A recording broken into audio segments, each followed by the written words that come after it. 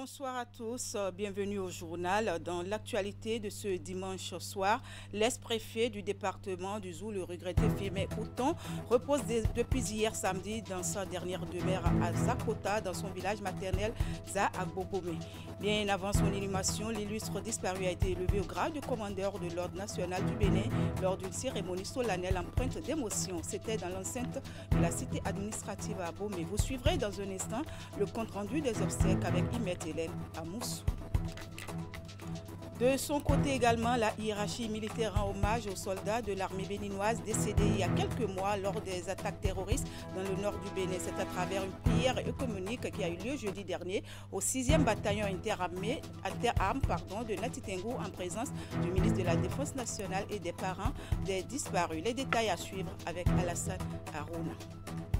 Et puis MTN et Canal Plus Bénin lancent une nouvelle offre. C'est le fruit d'un partenariat entre ces deux grandes maisons. L'objectif est de rendre accessibles aux clients les programmes de Canal Plus Bénin, même sans décodeur en temps voulu. La cérémonie de lancement de cette offre innovante s'est déroulée vendredi dernier dans les locaux de l'agence Canal Plus Saint-Michel à Cotonou. Les détails à suivre en fin de journal avec Esther Toffa. À nouveau, bonsoir et merci de nous rejoindre sur Canal 3 Bénin. On démarre par cette note de tristesse. Le regretté Firmin Outon, ex-préfet du département du Zou, décédé le 25 février dernier, repose depuis hier samedi dans sa dernière demeure à Zakota, dans son village maternel Za Agbogome. L'inhumation a eu lieu dans l'intimité familiale, mais bien avant cela, l'illustre disparu a été fait commandeur de l'Ordre national du Bénin. C'était lors d'une cérémonie solennelle empreinte d'émotion qui s'est déroulée dans l'enceinte de la cité administrative d'Abomey. Suivez le compte-rendu des obsèques avec Hélène Amoussou. Précédemment préfet du Zou est décédé le 25 février dernier des suites d'un malaise. Firmin Outon reçoit ici les derniers hommages de la République. La cérémonie s'est déroulée dans l'enceinte de la cité administrative d'Abomey. Devant la dépouille de l'illustre disparu, population, autorités à divers niveaux ainsi que les membres de sa famille se sont rassemblés pour dire l'ultime adieu et aussi reconnaître le dévouement dont le défunt a fait montre durant toute sa carrière d'administrateur civil. Sa disponibilité, sa rigueur et sa sagesse n'étaient pas celles d'un simple administrateur. Elles étaient celles d'une autorité de vision habitée par la conviction profonde que le développement se construit avec et pour les autres. Sa porte fut toujours ouverte, ses conseils toujours éclairants, son appui toujours indéfectible. Il a instauré une ambiance de travail sans barrière entre les autorités et les agents de la préfecture, au point où le management et le leadership qui caractérisaient cette décision amenaient chacun de nous à mieux faire pour mériter sa confiance. De son vivant, mon patron fut un défenseur ardent des faits, c'est-à-dire des personnes vulnérables. Et je comprends aisément qu'il se battait pour la cause des enfants vulnérables, des enfants en situation difficile. C'est chose normale. Parce que lui, je ne sais point s'il y a des hommes sur terre qui aient traversé depuis son enfance tout ce qu'il a traversé pour en arriver là. Soldat du développement et de la décentralisation, Firmin Outon est fait à titre posthume commandeur de l'Ordre national du Bénin. Le geste, selon le vice-grand chancelier, vise à reconnaître les mérites du disparu, mais surtout son engagement pour les causes de sa patrie, les qualités des services rendus à la nation tout au long de sa vie professionnelle. Son amour pour son pays et son désir de voir chacun prospérer étaient au cœur de chacune de ces initiatives. En tant que préfet, il a fait montre d'une grande capacité d'écoute, favorisant ainsi le dialogue entre les différents acteurs de la vie publique. Il a toujours cru en la nécessité de rassembler les forces vives de la communauté pour construire un avenir meilleur pour tous. Son pragmatisme et sa vision claire ont permis de mener à bien des projets qui ont marqué son passage et changé la vie de nombreux concitoyens. Après cette reconnaissance, suivront une série d'oraisons funèbres. Des différents discours, on peut retenir que Firmin Outon a été de son vivant l'un des meilleurs cadres en matière d'administration décentralisée et déconcentrée au Bénin. Un homme exceptionnel au destin de phénix. Cher Firmin, tu as donc donné le meilleur de toi à servir la République jusqu'à ton dernier souffle. En d'autres circonstances, on dirait que tu es tombé sur le champ de bataille, les armes à la main, pour l'intérêt général. C'est d'ailleurs ce qui sous-tend la justesse des hommages que nous te rendons ce jour, en ce lieu, à partir duquel tu administrais avec beaucoup de dextérité le département du Zou en tant que représentant du chef de l'État et de tous les ministres du gouvernement pris individuellement. Le Bénin vient donc de perdre avec ton décès l'un de ses meilleurs cadres dans le domaine de la gestion déconcentrée et décentralisée du pouvoir. À la suite de la cérémonie de décoration, membres du gouvernement, amis et parents du défunt, délégations de partis politiques et autres invités ont pris la direction de son village maternel à Zakota, sur le site de la paroisse de l'église catholique Saint-Joseph de Kalassan, à Za-Agbogbomen. Une messe absoute a été dite. S'en est suivi l'inhumation dans l'intimité familiale. Dans l'actualité également, la hiérarchie militaire a initié jeudi dernier au 6e bataillon interarmes de Nati Tengou des prières musulmanes, chrétiennes et traditionnelles en la mémoire des soldats tués il y a quelques mois lors des attaques terroristes dans le Septentrion. Cette cérémonie d'hommage s'est déroulée en présence du ministre de la Défense nationale qui était aux côtés des parents des soldats disparus et des forces de défense et de sécurité. L'autorité a saisi l'occasion pour exprimer la compassion du gouvernement à l'armée et aux parents des militaires disparus. Les détails de la cérémonie avec Alassane Harouna.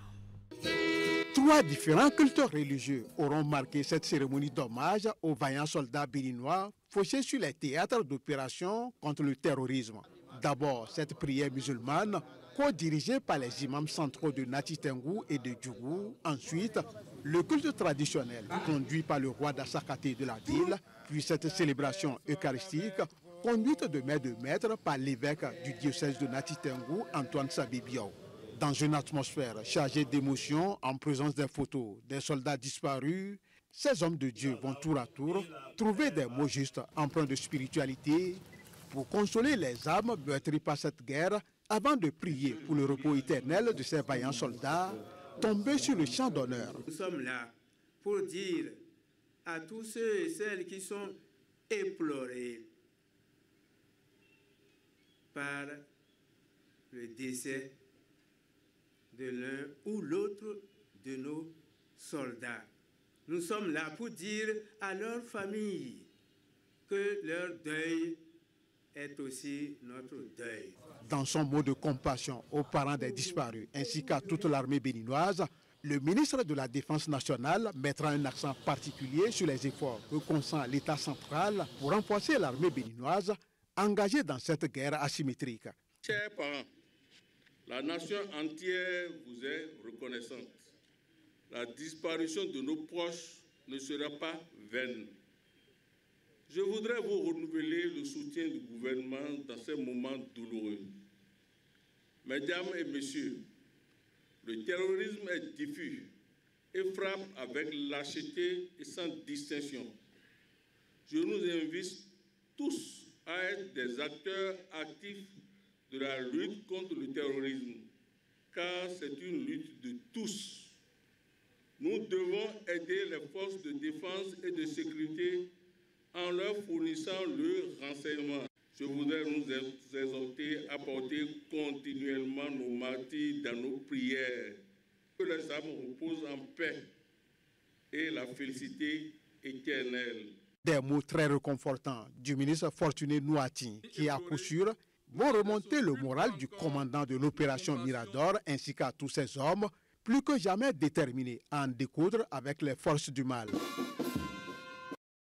Lancement du projet Impact CEDEAO au centre de formation professionnelle et d'apprentissage d'Agoua de la commune de Banté. C'est un projet élaboré au profit de la jeunesse et mis en œuvre par l'ONG Care Bénin Togo. Le programme est financé par le Fonds pour la stabilisation et le développement des zones fragiles des pays membres de la communauté économique des États de l'Afrique de l'Ouest, CEDEAO. L'initiative vise notamment à faire de ce centre un pôle d'excellence et d'innovation dans la formation des jeunes de la localité et celle environnante. Plusieurs communes des départements de l'Atakora, de la Donga et des collines sont les zones d'intervention du projet. Y met Hélène Amoussou pour plus de détails.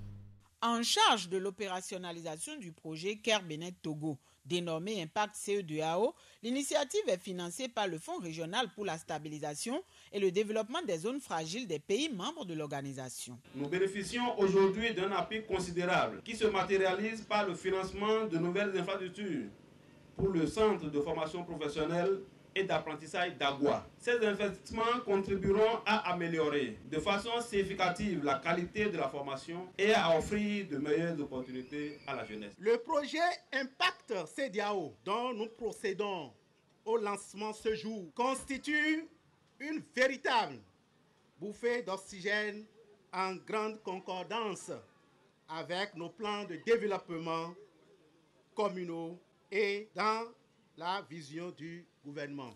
Avec pour zone d'intervention les départements de l'Atakora, de la Donga et les collines, le projet s'inscrit dans la poursuite de la dynamique de transformation positive, l'amélioration des infrastructures d'apprentissage ainsi que le renforcement des compétences des jeunes. Le projet Impact CEDEAO, ce n'est pas que les infrastructures, mais nous avons aussi des mesures d'accompagnement qui permettront à ces infrastructures d'impacter durablement les communautés que nous accompagnons. Il y a la promotion de l'emploi des jeunes et des femmes, le droit à la santé sexuelle et à la reproduction et suffisamment aussi la cohésion sociale. Le projet Impact CEDEAO est une réponse concrète à ces ambitions grâce au Fonds régional pour la stabilisation et le développement. Le succès du projet repose sur la synergie d'action entre les partenaires, les bénéficiaires, les autorités locales et tous ceux qui croient en un avenir meilleur pour nos communautés. Lancé pour couvrir plusieurs mois, Impact CE2AO ambitionne de positionner le centre de formation professionnelle d'Agua dans la commune de Banté comme un pôle d'excellence et d'innovation, fruit de la coopération entre les acteurs publics, les ONG et les collectivités territoriales. Ce projet vient aussi pour renforcer la résilience de même que la cohésion sociale au sein des communautés bénéficiaires en donnant aux jeunes les moyens de s'épanouir. Ce projet marque pour nous au niveau de la CEDEAO une nouvelle présence au Bénin. Je voudrais vous réaffirmer notre disponibilité à continuer à travailler dans ce sens pour que les peuples sentent que la CEDEAO et sachent même que la CEDEAO n'est là que pour eux, pour leurs besoins et en particulier cette jeunesse. L'accent devra être mis notamment sur la concertation entre les parties prenantes et le suivi de proximité. Je peux vous rassurer que le comité consultatif mis en place par le ministre pour superviser les interventions du FSRD au Bénin n'hésitera pas à se rendre sur le terrain pour apprécier l'effectivité des réalisations du projet. Pour les différentes interventions du projet, le montant total à débourser est évalué à 1,2 milliard de francs CFA. Parlons à présent de cette visite de presse de l'année 2025 des réalisations du Japon en République du Bénin effectuée vendredi dernier par une délégation de la coopération japonaise. La délégation était dans ce cadre au collège d'enseignement général 1 de Glodjibé dans la commune d'Abomey-Calavi. Elle a ensuite visité le groupement Glédokun dans la commune d'Alada. Virgile Rodéon et Jocelyn Bariga pour le point. Sur la carte des projets financés par la coopération japonaise au Bénin depuis 2002 figure le collège d'enseignement général 1 de Glodjibé. Eh bien, c'est ici que débute le tour de presse des réalisations du Japon en République du Bénin. Des apprenants débordant de joie accueillent des donateurs qui ont changé leurs conditions de vie et d'apprentissage grâce à la construction d'un bâtiment de 7 classes et de 8 latrines en 2022. Avant, nous faisions cours les mercredis soirs. C'était sans arrêt, mais avec ce bâtiment, le mercredi soir, et les enseignants sont au repos, les apprenants aussi sont au repos pour commencer donc les jeudis. Et nous avons déjà constaté ça dans les résultats. Mais tout récemment, nous avons fait l'examen blanc au même moment que certains apprenants sont au cours. C'est grâce à ce bâtiment que cette chose a été possible. Ces infrastructures représentent ce que la terre représente pour un cultivateur. Effectivement aussi, dans un établissement, lorsque vous n'avez pas de bâtiment, vous ne pouvez rien. La réalisation de ces infrastructures a coûté au Japon 103 702 210 francs CFA. Dans la commune d'Alada, les femmes du groupement Glédokun ressentent et expriment également de la gratitude au gouvernement japonais pour la réalisation et l'équipement en 2021 de leur huilerie, une unité de transformation des noix de palme en huile.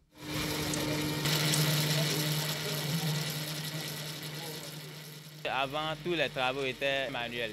On utilisait les pieds pour écraser les noix, pour défriser, c'est la main, on utilisait. Mais avec la présence des machines, ça nous a vraiment permis d'avancer dans la production. Parce qu'avant, on récoltait les noix, mais compte tenu de la non-présence des machines, cela ralentit le travail.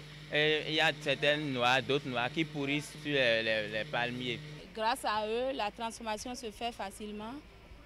Et les femmes aussi arrivent à mettre les enfants à l'école. On remercie vraiment les Japonais.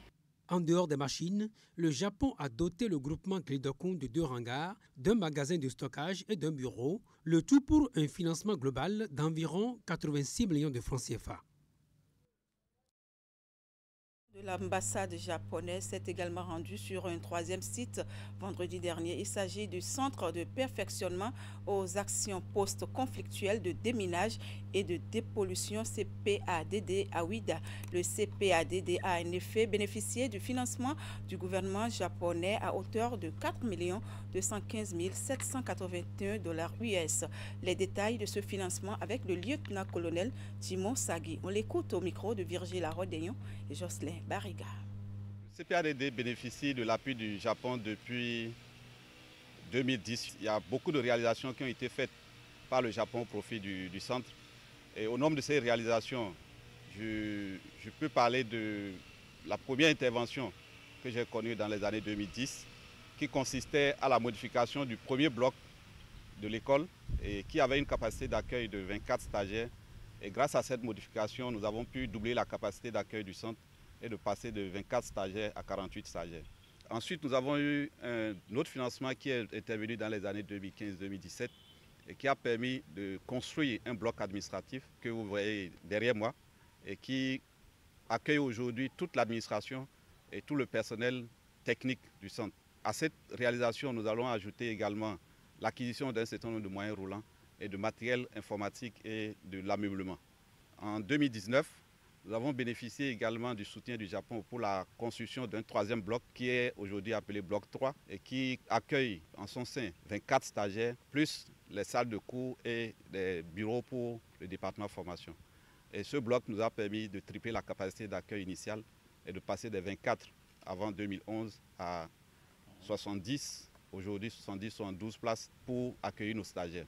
Le dernier financement que nous avons reçu est celui qui a pris fin il y a 1 an et qui nous a permis d'acheter 2 véhicules d'intervention EOD et qui permettent aux stagiaires de pouvoir intervenir pendant la formation et de conduire des exercices dans des conditions beaucoup plus réalistes que celles qu'ils avaient par le passé. Et nous avons également l'acquisition d'une ambulance, et l'ambulance qui nous permet aujourd'hui d'appuyer toutes nos interventions donc, pendant la période d'entraînement. Donc quand les stagiaires sont déployés pour des exercices, et surtout lors de la mise en œuvre réelle d'explosifs, ils ont besoin d'un soutien santé. Donc aujourd'hui, nous avons cette autonomie et à cela, il y a d'autres activités qui ont été réalisées, notamment l'assainissement de la cour et qui permet aujourd'hui d'avoir l'aspect que vous avez. Et le dernier aspect du soutien que je peux souligner est celui qui a permis d'intervenir sur notre polygone de mise en œuvre d'explosifs qui est situé à Minatinko et qui a permis de réaliser un polygone aux normes, prenant en compte la partie sécurité pyrotechnique et sécurité incendie. Et je terminerai en relevant le point particulier du groupe électrogène de 500 kVA et qui a été fourni au centre et qui permet aujourd'hui de résorber tous les problèmes liés à la fourniture d'énergie électrique. Autre volet de l'actualité, l'Institut national de la femme était samedi matin aux côtés des étudiantes et étudiants de la faculté de droit et de sciences politiques de l'université d'Abomey-Calavi. C'est à l'occasion de la journée internationale des droits des femmes célébrée en différents sur ce campus universitaire. Une initiative de l'Union d'entités de la faculté de droit et de sciences politiques de l'UAC dont l'objectif est de célébrer les étudiantes de la FADESP. Ingrid Day vous fait ici le point de la rencontre.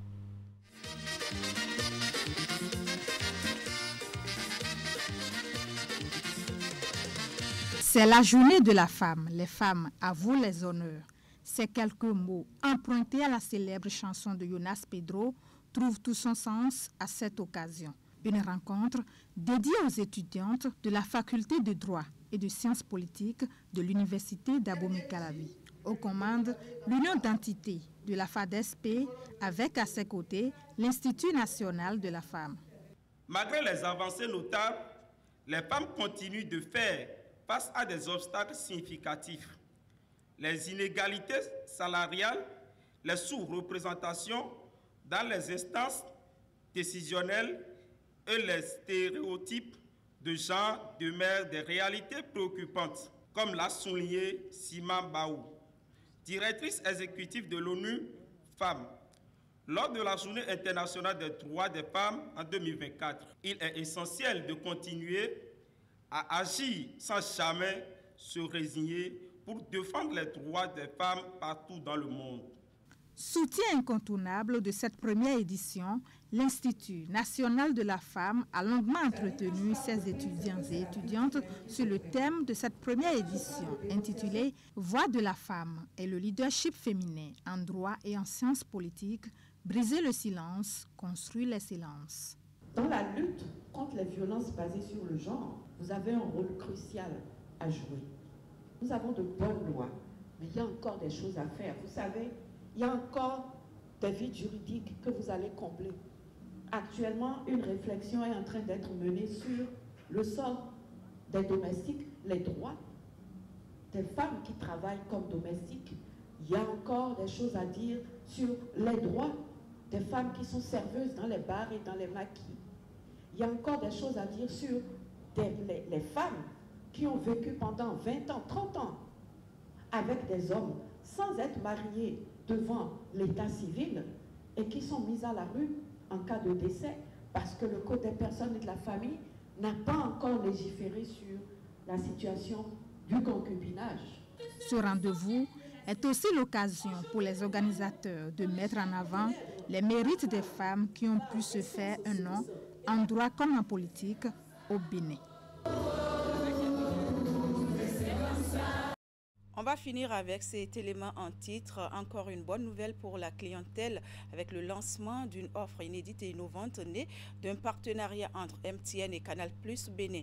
L'objectif de cette nouvelle offre est de rendre accessibles aux clients les programmes de Canal+ Bénin, même sans décodeur, aussi bien en journée, en semaine, voire le mois. On le sait bien, les offres mensuelles sont disponibles avec le décodeur Canal+, mais en journée, étant dans un besoin rapide de se connecter et de regarder soit son feuilleton ou un match, MTN Bénin est désormais là pour répondre aux besoins de divertissement de ses abonnés avec son partenaire stratégique Canal+.